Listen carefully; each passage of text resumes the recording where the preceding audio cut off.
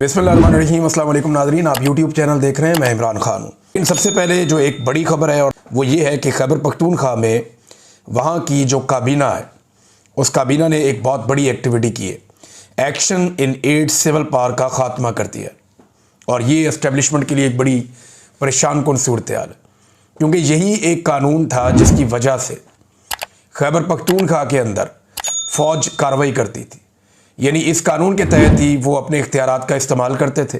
जब ये कानून ख़त्म हो गया तो अब वो अपने इख्तियारात का इस्तेमाल जब करेंगे तो वो किसी कानून के तहत नहीं होगा। पेशावर हाई कोर्ट ने इसे पहले ही इंसानी हकूक़ की खिलाफ वर्जी करार दिया था। चंद दिन पहले इसके ऊपर एक करारदाद पास हुई थी। चंद दिन तो नहीं हो गए, चंद माह हो गए। खैबर पख्तूनख्वा की असम्बली से इसके खिलाफ एक करारदाद मंजूर हुई थी, लेकिन गंडापुर साहब शदीद दबाव के बावजूद इस कानून को ख़त्म नहीं कर पाए। लेकिन अभी इसको अनाउंस किया है शफीउल्लाह जान साहब ने, जो मावन खसूसी हैं सुहेल आफरीदी के। ये आए हैं जी बैरिस्टर सैफ की जगह पे, जो अली अमीन गंडापुर के साथ मौजूद थे। बैरिस्टर सैफ वही शख्सियत है जो जेल में जाकर बार बार इमरान खान साहब से मिल लेते थे। बहुत सारे लोग ये मानते हैं कि उनके एस्टेब्लिशमेंट के साथ बड़े अच्छे ताल्लुकात हैं। तो बैरिस्टर सैफ की जगह ये आए, बिल्कुल डिफरेंट आदमी है और सुहेल आफरीदी की एक ऐसी चॉइस है जिन्होंने बहुत खुलकर बात की है।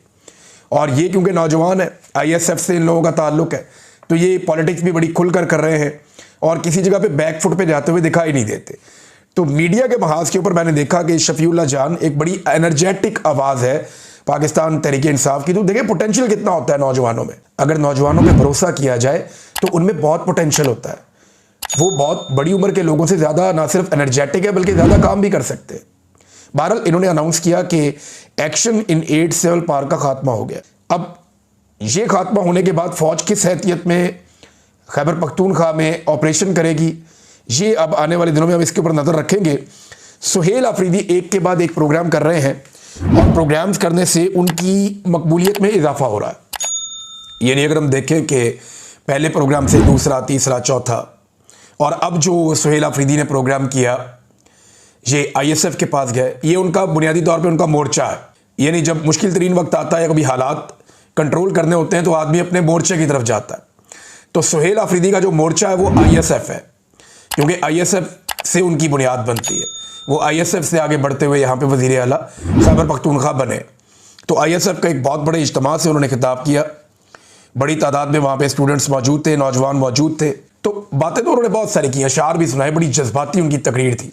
लेकिन मुझे जो उसमें सबसे इंपॉर्टेंट बात लगी वो ये है कि लोगों का मूड क्या है, ख़ास तौर पे नौजवानों का मूड क्या है इस आईनी तरमीम के बाद। सुहेल आफरीदी ने लोगों से पूछा कि जमहूरियत और आइन सब कुछ ख़त्म हो चुका है, कुछ भी बाकी नहीं है, तो अब हमें क्या करना चाहिए। तो नौजवानों ने वहाँ पे लगातार नारे लगाए, डी चौक, डी चौक, डी चौक। नौजवान दोबारा इस्लामाबाद की तरफ जाना चाहते हैं। आपको पूरे पाकिस्तान से ये आवाज़ आती है। कत्लेआम के बाद लोग डर जाते हैं, लेकिन इस रियासत ने बार बार कत्लेआम किया, 4 कत्लेआम ये अब तक कर चुके हैं।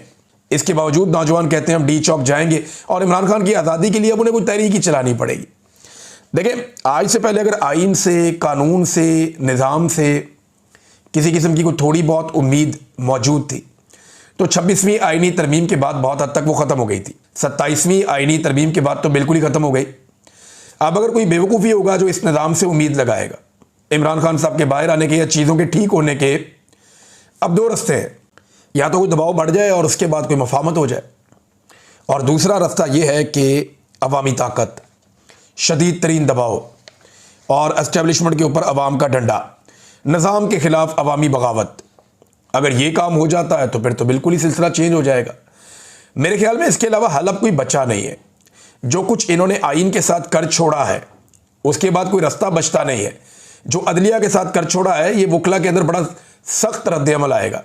जो जजेस इस्तीफ़ा दे रहे हैं, मुझे नहीं लगता कि वो घर जाके बैठ जाएंगे और घर बैठ के वो कहेंगे जी हैप्पी बर्थडे टू यू, ऐसा नहीं होगा। ये जो सुहेल आफरीदी हैं ये भी एक तहरीक को चलाएंगे। अगर आप खैबर पख्तूनख्वा की हुकूमत ख़त्म करेंगे, ये एस्टेब्लिशमेंट ये कर सकती है, तो इन्हें भुगतना पड़ेगा, क्योंकि पूरे खैबर पख्तूनख्वा में इसके बाद आग लगेगी एहतजाज की। एक ही सूबा है जहाँ पे लोगों ने अपना मैंडेट बचाया हुआ है, वहाँ आप ये कर नहीं सकते। सुहेल आफरीदी कन्वेंशन के बाद, स्टूडेंट्स से मिलने के बाद फौरी तौर पे पहुँचे। जो ड्रोन हमले के अंदर जो लोग निशाना बने, वहाँ वो ज़ख्मियों से मिले, उनके साथ उन्हें बातचीत की। ये एक जेस्चर है कि वो लोगों के साथ खड़े और जो ड्रोन हमलों की तरह ज़्यादतियाँ हो रही हैं वो उनके ख़िलाफ़ है और वो नहीं चाहते कि आम शहरियों के ऊपर ड्रोन हमले किए जाएं। तो आइन से तो अब कोई उम्मीद नहीं है, बैनुल अक़वामी सतह के ऊपर आवाज़ें उठ रही हैं। मिसाल के तौर पे ये ICJ, ये एक इंटरनेशनल बॉडी है, एक कमीशन है जस्टिस का, उन्होंने एक रिपोर्ट जारी की है। उन्होंने इसके ऊपर तहफ़्फ़ुज़ात का इजहार किया जो 27वीं आइनी तरमीम पाकिस्तान में पास की गई है उसके हवाले से। खबर यह है कि बैनुल अक़वामी कमीशन बराए माहिरीन कानून, इन्होंने जुमेरात को एक बयान जारी करते हुए 27वीं आइनी तरमीम की मंजूरी की शदीद तरीन मजम्मत की और इसे अदलिया की आज़ादी और कानून की हुक्मरानी पर खुला हमला करार दिया। ये बैनुल अक़वामी सतह पर अब रद्द-ए-अमल आ रहा है। गुज़िश्ता साल भी ICJ ने 26वीं आइनी तरमीम के नाफिज होने को अदलिया की आज़ादी के लिए एक धचका करार दिया था। अब पूरी दुनिया से आवाज़ें उठ रही हैं और हम भी आवाज़ उठा रहे हैं। हर जगह जहाँ मैं जाता हूँ ओवरसीज़ पाकिस्तानी इस पर आवाज़ उठाते हैं। ओवरसीज़ पाकिस्तानियों को वाकई बहुत ज़्यादा परेशानी है। ये कौन सा तजर्बा है जो ये पाकिस्तान के साथ कर रहे हैं? याद रखिएगा, ये वाहिद आर्मी चीफ नहीं है, वाहिद फील्ड मार्शल नहीं है जिसको इस्तिस्ना मिल गया है। ये सिलसिला अब चलता रहेगा। ये सिर्फ आसिम मुनीर साहब तक महदूद नहीं रहेगा। जो भी आर्मी चीफ आएगा वो आर्मी चीफ आने के बाद कुछ छोटी मोटी लड़ाई करेगा, फील्ड मार्शल बनेगा और ताहयात इस्तिस्ना और ताहयात मुराद लेकर बैठ जाएगा।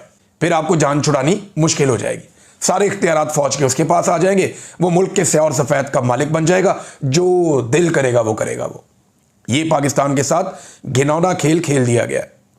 ये मैं आपको एक और चीज़ बताता हूँ, यही पीपल्स पार्टी और PMLN इस टूके को चाटेंगे। ये देखिएगा, याद रखिएगा आप मेरी बात, ये लिख ले आप किसी कागज़ पे। ये पीपल्स पार्टी और PMLN एक दिन रोएंगे और ये तरमीम वापस लेंगे। ये इन्हें लेनी पड़ेगी।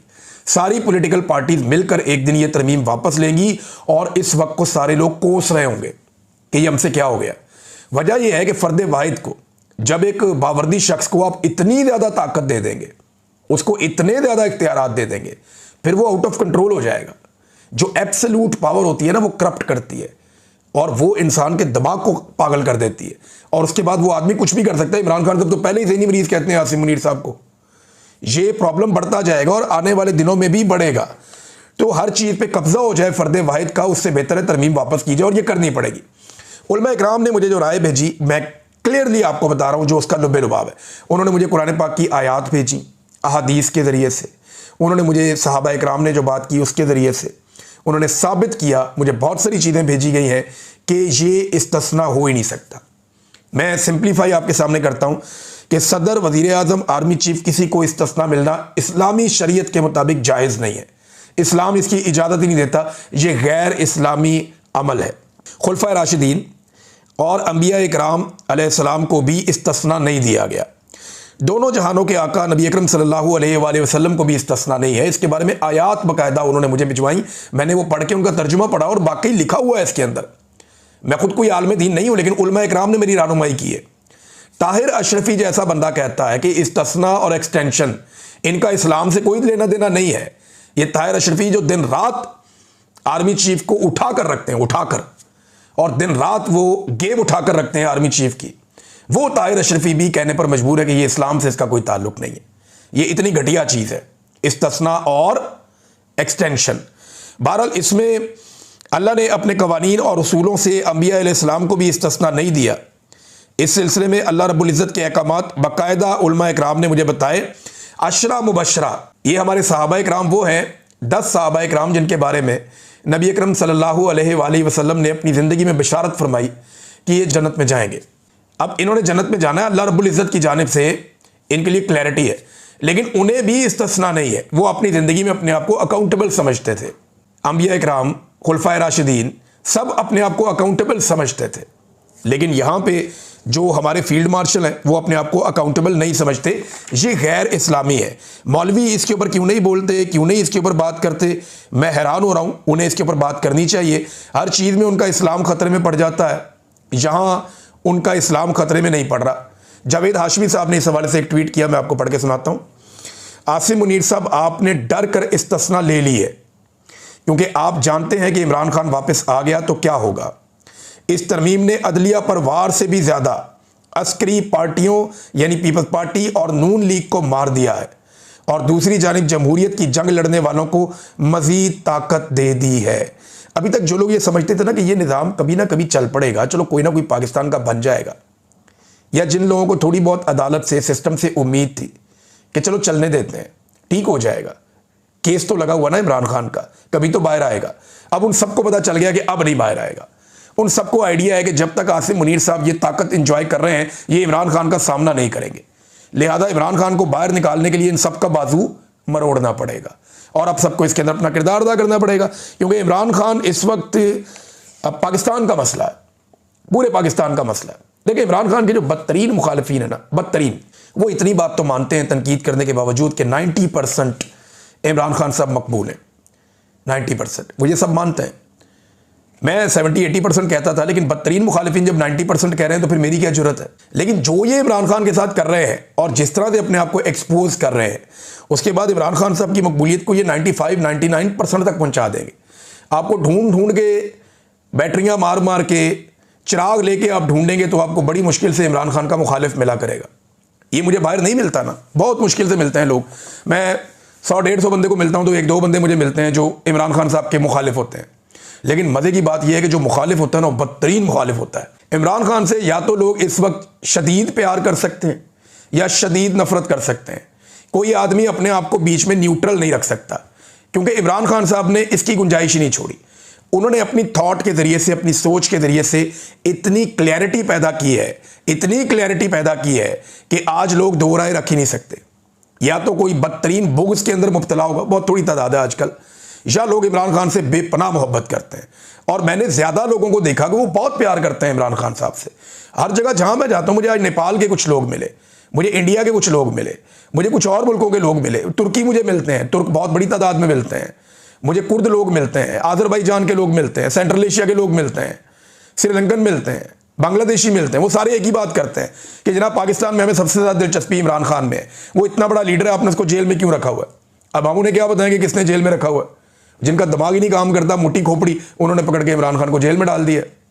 क्योंकि इमरान खान का वैसे मुकाबला कर नहीं सकते, आसाब की लड़ाई लड़ नहीं सकते, इल्म की लड़ाई लड़ नहीं सकते, मैदान के अंदर मुकाबला कर नहीं सकते, अवामी बयानिए के अंदर या नैरेटिव के ऊपर वो इमरान खान का मुकाबला नहीं कर सकते। तो आसान तरीका पकड़ो, अंदर डालो।